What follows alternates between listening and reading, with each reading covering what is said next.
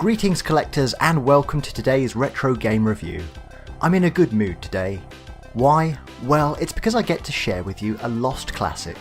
From its simple cartoon-like graphical charms to its otherworldly soundtrack, I present to you one of Thalion's greatest achievements.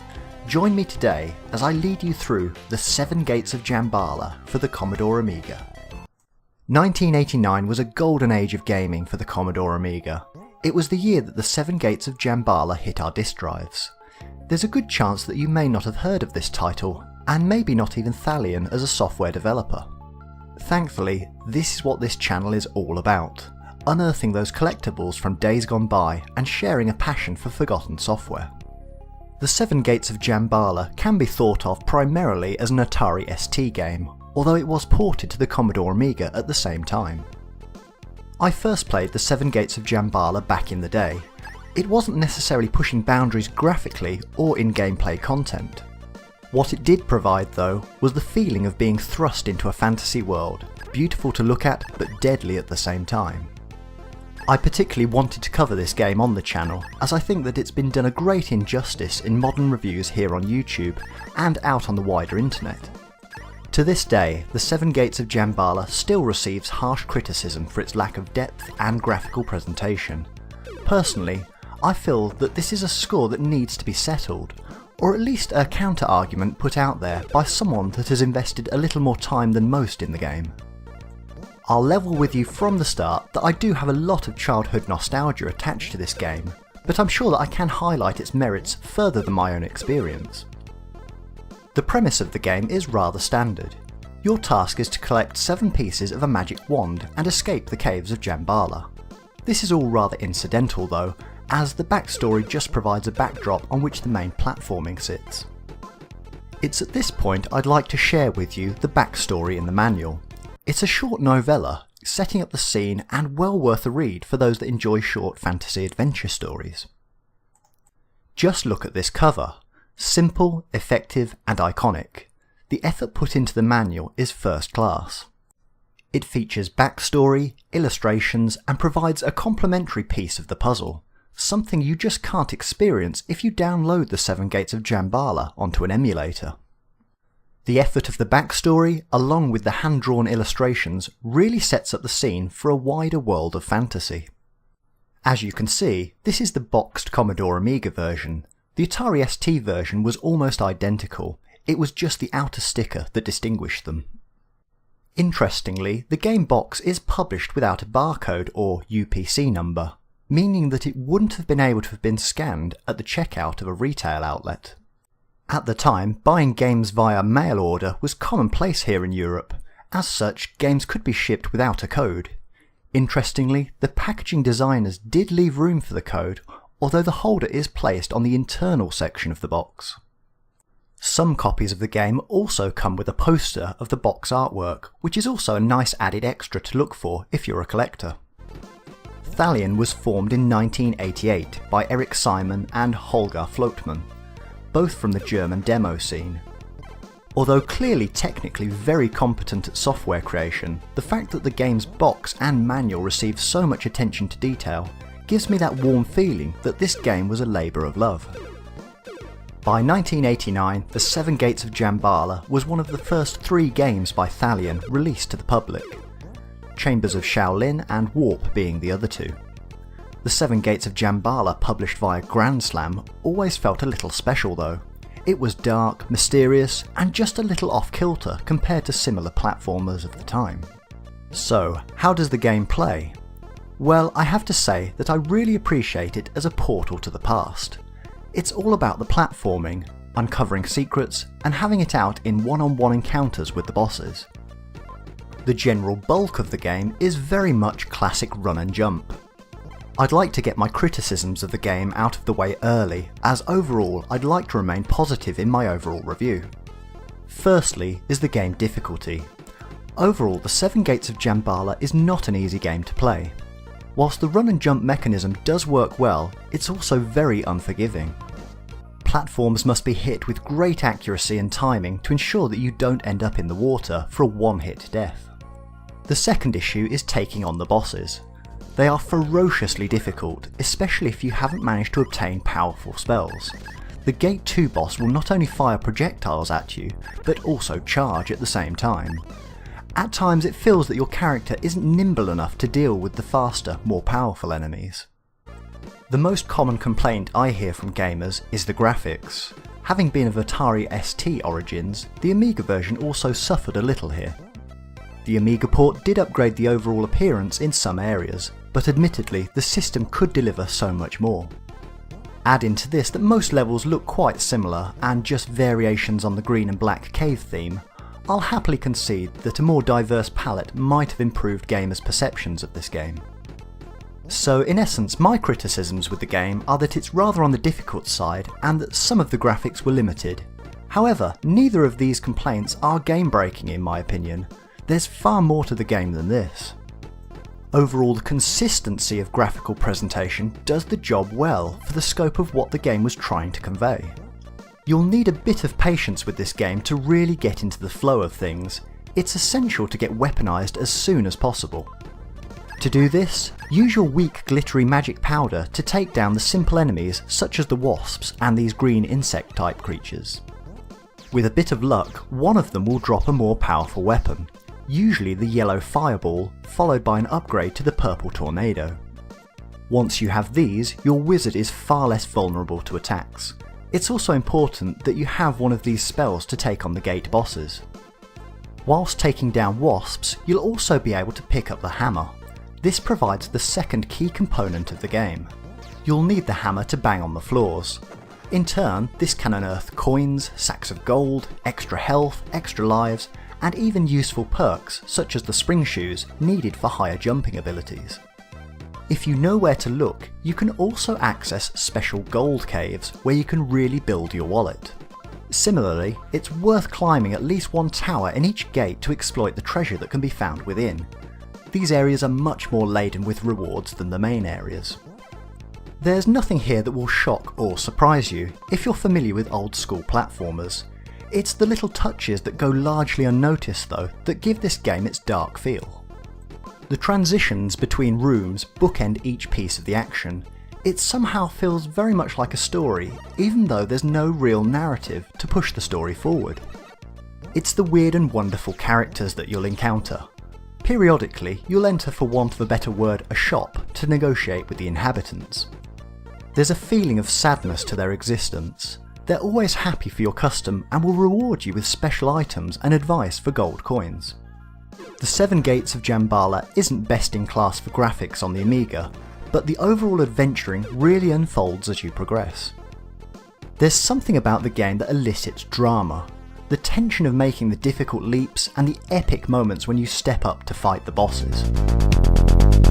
Alle Batterien Feuer!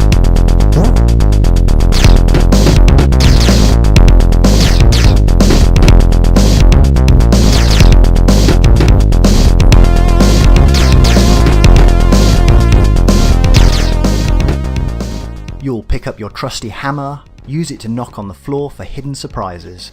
Power up with magic spells to defeat the ever-growing army of beasts that look to destroy you. It's the finishing touches of finesse as your character skids to a halt against his own inertia. Just go from left to right to complete a stage? Think again. You'll need to work out the way through the maze of levels. Even if you do manage to fight your way to all 7 pieces of the magic wand, you will then have to assemble them in the correct order to get the game ending. What on the surface feels like a standard run and jump platformer slowly reveals its layers of complexity to the player. The Seven Gates of Jambala isn't just a game, it's a puzzle. All of this set to one of the most transcendent soundtracks of the era. I may revisit renowned composer Jochen Hippel's music contributions in a future episode, but his work undeniably had a large impact on game music throughout the 80s and the 90s. His back catalogue of game music is rather impressive. The Seven Gates of Jambala soundtrack very much embraces chip tunes rather than utilising the orchestral instrument capabilities of the Amiga. As such, the left and right audio channels deliver distinct sets of instruments, often the bass line in the left and the melody through the right. It's a feature that old school gamers will be very familiar with.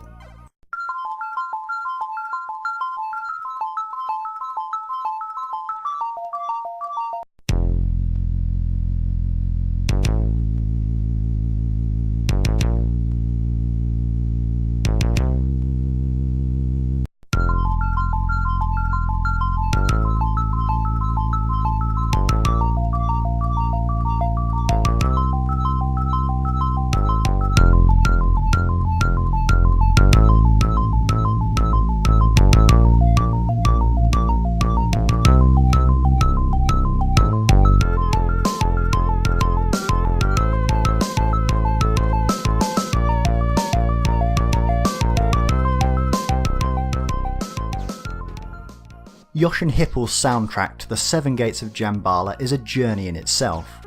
It's somehow brooding yet contemporary, dark yet full of sparkles of light. The 15 tracks on the original soundtrack all provide the lift that the game needed.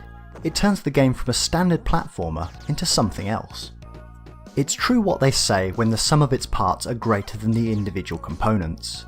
Combine the dark fantasy world with tried and tested platforming, secrets to discover, and the mysterious soundtrack, and you have yourself something very special. Sadly, for Thalion, the public in general disagreed.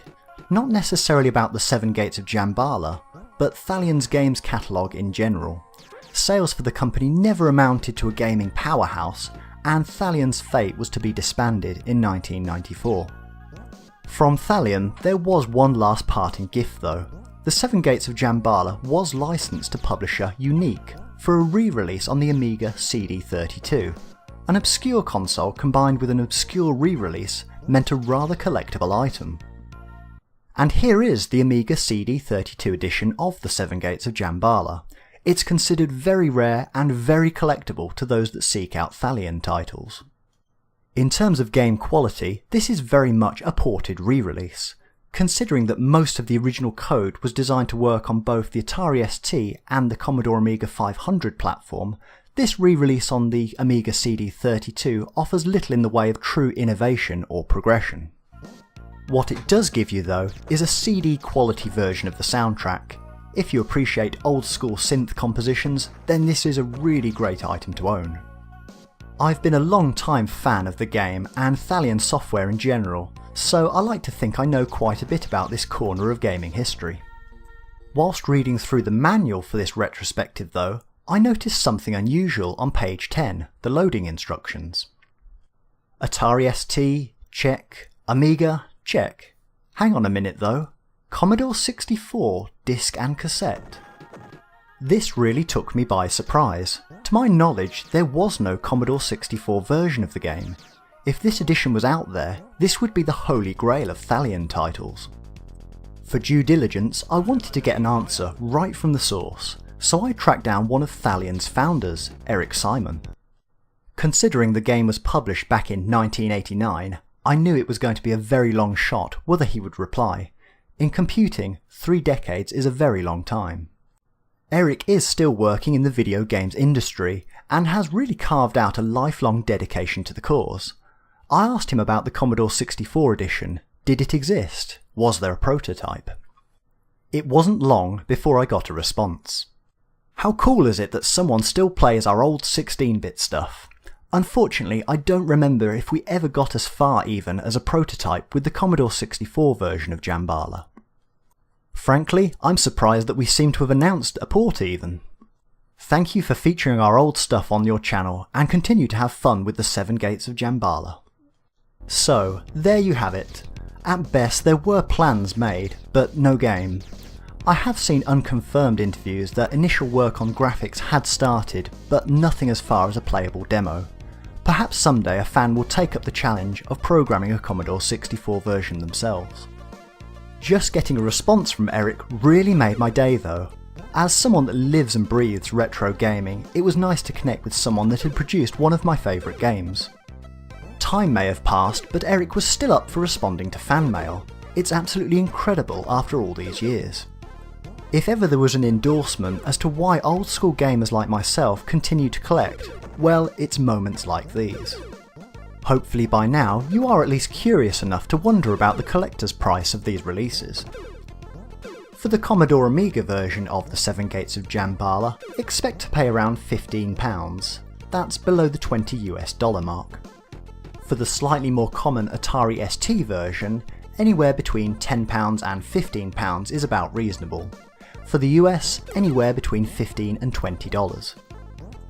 For the Commodore Amiga CD32 version though, expect to pay a little more. Recently the game sold for just under £70, that's around $90. The CD32 version is a true gaming rarity, so I'm happy to have bought my copy many years ago when the price was at least reasonable. For a company that was largely sidelined in its day, game collecting has come full circle when it comes to Thalion software. Upon their closure in 1994, Thalion released all of their games into the public domain for everyone to enjoy. So even if you can't pick up a physical copy, I'd still urge you to give the Seven Gates of Jambala a try.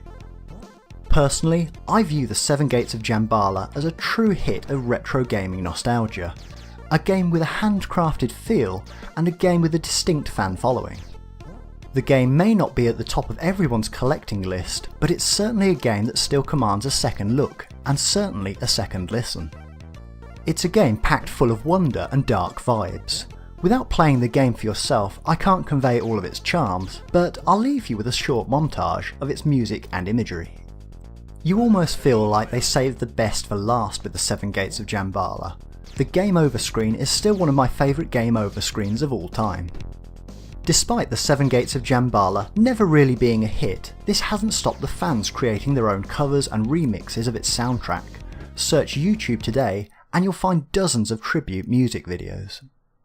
I started out this retrospective by telling you that the Seven Gates of Jambala has received harsh criticism from the internet over the years. But maybe, just maybe, I'm not the only one out there that can see this special creation for what it really is.